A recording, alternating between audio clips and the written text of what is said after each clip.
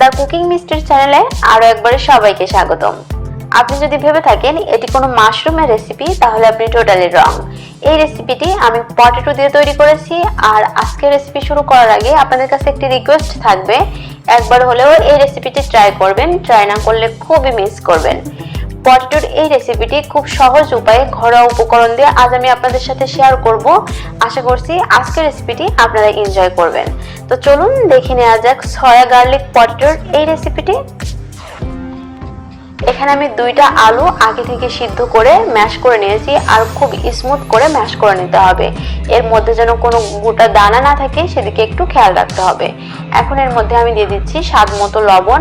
লবণটা একটু বুঝে দিতে হবে, এরপরে আমরা লবণ এবং কিছু সস অ্যাড করব, সে কারণে লবণটা একটু বুঝে দিতে হবে। আর দিয়ে দিলাম লাল মরিচের গুঁড়া। আর এখন দিয়ে দিচ্ছি পটেটো স্টার্চ। চাইলে এখানে কর্নফ্লাওয়ার অ্যাড করা যাবে, তবে পটেটো স্টার্চ দিলে এর স্বাদটা অনেক গুণে বেড়ে যায়। আর দিয়ে দিচ্ছি পরিমাণ মতো পানি। পানির পরিমাণ এখানে নির্দিষ্ট নয়, এই ডোটা মাখিয়ে সফট হতে আপনার যতটুকু পানি লাগে ঠিক ততটুকু পানি এখানে অ্যাড করতে হবে। এখানে একবারে পানি অ্যাড করতে যাবেন না, অল্প অল্প করে পানি দিবেন আর মাখিয়ে নেবেন। আমি আপনাদেরকে দেখিয়ে দিচ্ছি এই ডোটা কেমন হবে। এই দেখতে পাচ্ছেন খুব নরম আর সফট একটা ডো তৈরি করে নিতে হবে। এর জন্য যতটুকু পানি লাগে ঠিক ততটুকু পানি অ্যাড করে নিতে হবে। এখন হাত খুব ভালো মতো পরিষ্কার করে নিয়ে হাতে একটু তেল মাখিয়ে নিতে হবে। আর এই ডো থেকে সামান্য ডো নিয়ে আমি একটা গোল শেপ তৈরি করে নিব। মূলত এই ডো থেকেই আমরা মাশরুমের শেপটা তৈরি করব। এখন 2 হাত দিয়ে চেপে চেপে একটু গোল শেপ তৈরি করে নিতে হবে। এটা তৈরি করা খুবই সহজ, যে কেউ এটি খুব সহজেই তৈরি করে নিতে পারবে। আর এরকম গোল হয়ে গেলে এর মধ্যে এখন আমি একটা বোতল বসিয়ে দিচ্ছি। বোতলের মুখ দিয়ে একটু চেপে দিতে হবে। এই যে দেখুন আমি কাজটা কিভাবে করছি, ঠিক এভাবে একটু চেপে দিলেই দেখবেন যে মাশরুমের একটা শেপ তৈরি হয়ে গেছে। এই যে দেখুন খুব সহজেই কিন্তু এটা তৈরি করে নিতে পারবেন। একইভাবে আমি বাকি মাশরুমের শেপগুলোও তৈরি করে নেব।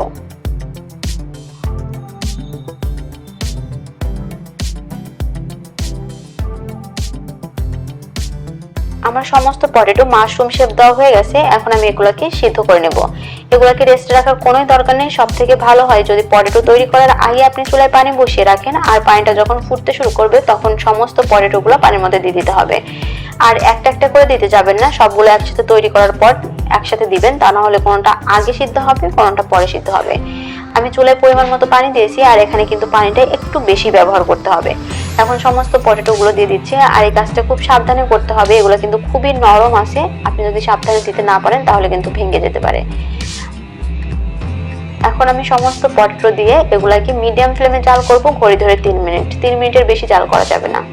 এই যে দেখতে পাচ্ছেন, যখন দেখবেন যে পটেটোগুলো নিচে থেকে উপরে উঠে এসেছে আর যথেষ্ট ফুলে গেছে, তখন বুঝতে হবে যে আপনার পটেটো খুব ভালো মতো সিদ্ধ হয়ে গেছে।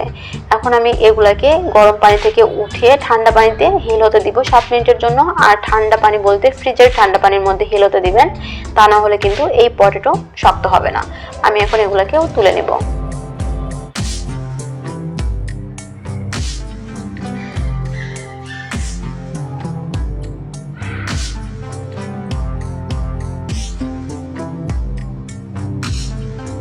আমি এখানে ঠান্ডা পানি আগে রেডি করে রেখেছিলাম, সেই ঠান্ডা পানির মধ্যে পটেটোগুলো দিয়ে দিলাম। এখন এটাকে 7 মিনিটের জন্য হিল হতে দিব, আর ফিরে আসছি 7 মিনিট পর।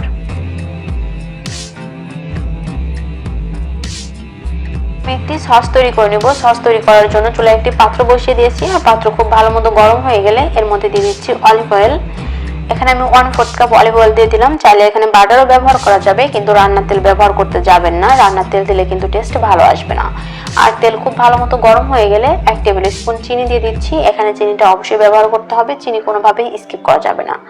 চিনি মেল্ট হতে শুরু হলে এর মধ্যে দিয়ে দিচ্ছি রসুন কুচি। এখানে প্রায় আমি 1.5 টেবিল স্পুন রসুন কুচি ব্যবহার করেছি। আর এখানে রসুন কুচি ব্যবহার করতে হবে, রসুন বাটা এখানে ব্যবহার করা যাবে না। এখন এই রসুনটাকে আমি একটু ভেজে নিব, যতক্ষণ পর্যন্ত না রসুনের র ফ্লেভারটা চলে যায়। আর এই কাজটা কিন্তু মিডিয়াম ফ্লেমে করতে হবে। মিডিয়াম ফ্লেমে আমি প্রায় 40 সেকেন্ডের মতো রসুনটা ভেজে নিয়েছিলাম। আর আজকের এই রেসিপিতে আমি কি মশলা কি পরিমাণ ব্যবহার করেছি আমি সবকিছু ডেসক্রিপশন বক্সে লিখে দিব, আপনারা চাইলে ডেসক্রিপশন বক্স চেক করে নিতে পারেন। রসুনটা যখন খুব ভালো মতো ভাজা হয়ে যাবে তখন এর মধ্যে দিয়ে দিতে হবে কাঁচামরিচ কুচি। এখানে প্রায় আমি 3টা কাঁচামরিচ খুব মিহি করে কুচি করে রেখেছিলাম, সেটা দিয়ে দিলাম। কিন্তু মরিচটা আপনারা আপনাদের পছন্দ মতো এখানে অ্যাড করে নিতে পারেন। এখন দিয়ে দিচ্ছি লবণ। এর আগেও কিন্তু আমরা আলুর ডোয়ে লবণ ব্যবহার করেছি, আর এরপরে কিছু সস ব্যবহার করব, সে কারণে লবণটা একটু বুঝে দিতে হবে। এখন আমি কিছু সস ব্যবহার করব, সস বলতে খুবই সামান্য, যেগুলো আমাদের সবার ঘরেই থাকে। এখানে আমি দিয়ে দিচ্ছি লেমন জুস,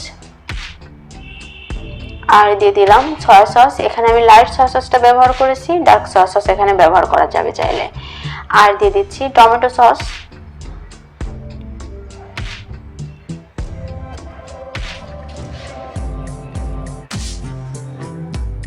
আর এখন দিয়ে দিচ্ছি রেড চিলি সস। এখানে আমি সুইট চিলি সসটা ব্যবহার করেছি, আপনারা চাইলে যে কোনো সস ব্যবহার করতে পারেন। আর এর মধ্যে এখন দিয়ে দিব কাসুন্দি। এখন সমস্ত কিছু একটু ফুটিয়ে নিতে হবে, আর এই পর্যায়ে কিন্তু চুলার আঁচ লো টু মিডিয়ামে রাখতে হবে। হাই হিটে এটা করতে যাবেন না, তাহলে কিন্তু সস পুড়ে যাবে, আর সস পুড়ে গেলে কিন্তু এটা খেতে ভালো লাগবে না। আমি মিডিয়াম ফ্লেমে এই সসটাকে একটু ফুটিয়ে নিব, আর যখন সসটা একটু ফুটতে শুরু করবে ঠিক ওই পর্যায়ে দিয়ে দিতে হবে আগে থেকে তৈরি করে রাখা পটেটো। আর এখানে কিন্তু আমি ধনিয়া পাতা ব্যবহার করেছিলাম, দুর্ভাগ্যবশত সেই ফুটেজটা নষ্ট হয়ে গেছে। আপনারা চাইলে এখানে ধনিয়া পাতা অ্যাড করতে পারেন, ধনিয়া পাতা দিলে খুব সুন্দর একটা ফ্লেভার আসে। এখন সমস্ত পটেটোগুলো দেওয়া হয়ে গেলে মিডিয়াম ফ্লেমে এগুলাকে একটু ফুটিয়ে নিতে হবে মশলার সাথে। হাই হিটে কোনোভাবে এটা ফুটাতে যাবেন না, তাহলে কিন্তু মশলাটা পুড়ে গেলে এই পটেটোটা খেতে ভালো লাগবে না। এখন সসের সাথে পটেটো খুব ভালো মতো একটু ফুটিয়ে নিতে হবে, যেন পটেটোর মধ্যে সসটা খুব ভালো মতো ঢুকে যেতে পারে। মিডিয়াম ফ্লেমে কাজটা করতে হবে, হাই হিটে করতে যাবেন না, তাহলে কিন্তু সসগুলো পুড়ে যাবে, আর পুড়ে গেলে এই পটেটো খেতে ভালো লাগবে না।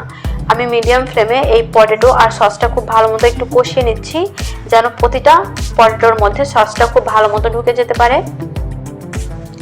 নর্মাল পটেটো দিয়ে যে এত সুন্দর একটি রেসিপি তৈরি করা যায়, না খেলে বুঝতে পারবেন না। বাসায় অবশ্যই একবার এই রেসিপিটি ট্রাই করবেন, আর ট্রাই করলে আমাকে অবশ্যই কমেন্টস করে জানাবেন। চেষ্টা করেছি ঘরোয়া উপকরণে ভিন্ন ধর্মী একটি রেসিপি আপনাদের সাথে শেয়ার করার। আজকের রেসিপি যদি ভালো লেগে থাকে তাহলে অবশ্যই আমার চ্যানেলটি সাবস্ক্রাইব করবেন, পাশে থাকা বেল আইকনটি প্রেস করবেন, যাতে আমি কোনো ভিডিও আপলোড করলে সাথে সাথে তার নোটিফিকেশন পেয়ে যান। এই রেসিপিটি আপনারা বাচ্চাদেরও পরিবেশন করতে পারেন, সেক্ষেত্রে ঝালের পরিমাণটা একটু কমিয়ে দিলে বাচ্চারা খুব ভালো মতো এটা খেতে পারবে। এই যে দেখুন, এটা দেখতে কতটা লোভনীয় লাগছে, আর এটি খেতেও কিন্তু অসম্ভব মজার। বাসায় অবশ্যই একবার ট্রাই করবেন। আমার পটেটো অলমোস্ট ডান, আমি এখন এগুলোকে পরিবেশন করে নেব। সয়া গার্লিক পটেটোর এই রেসিপিটা আপনারা গরম গরম অবশ্যই পরিবেশন করবেন, ঠান্ডা হয়ে গেলে কিন্তু এটা খেতে ভালো লাগে না। আর আজকের রেসিপি আপনাদের কেমন লাগলো আমাকে কিন্তু কমেন্টস করে জানাতে ভুলবেন না। একটা লাইক করবেন, শেয়ার করবেন, আর আমার চ্যানেল দ্য কুকিং মিস্ট্রির সাথে থাকবেন।